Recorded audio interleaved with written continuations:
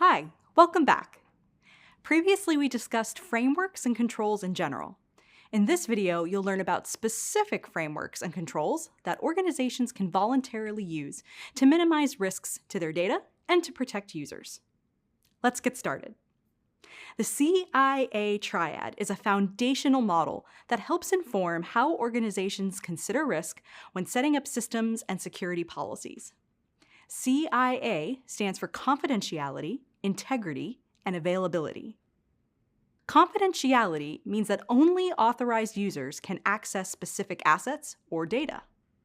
For example, strict access controls that define who should and should not have access to data must be put in place to ensure confidential data remains safe. Integrity means the data is correct, authentic, and reliable.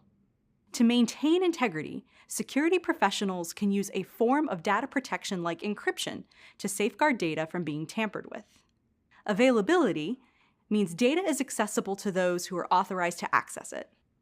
Let's define a term that came up during our discussion of the CIA Triad: asset.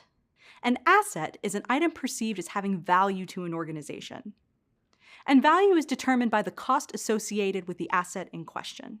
For example, an application that stores sensitive data, such as social security numbers or bank accounts, is a valuable asset to an organization. It carries more risk and therefore requires tighter security controls in comparison to a website that shares publicly available news content.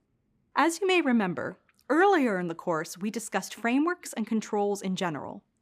Now we'll discuss a specific framework developed by the US-based National Institute of Standards and Technology. The Cybersecurity Framework, also referred to as the NIST CSF. The NIST Cybersecurity Framework is a voluntary framework that consists of standards, guidelines, and best practices to manage cybersecurity risk. It's important to become familiar with this framework because security teams use it as a baseline to manage short and long-term risk. Managing and mitigating risks and protecting an organization's assets from threat actors are key goals for security professionals. Understanding the different motives a threat actor may have, alongside identifying your organization's most valuable assets, is important. Some of the most dangerous threat actors to consider are disgruntled employees. They are the most dangerous because they often have access to sensitive information and know where to find it.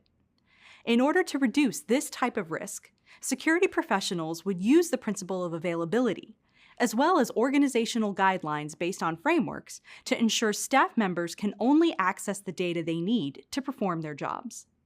Threat actors originate from all across the globe, and a diverse workforce of security professionals helps organizations identify attackers' intentions.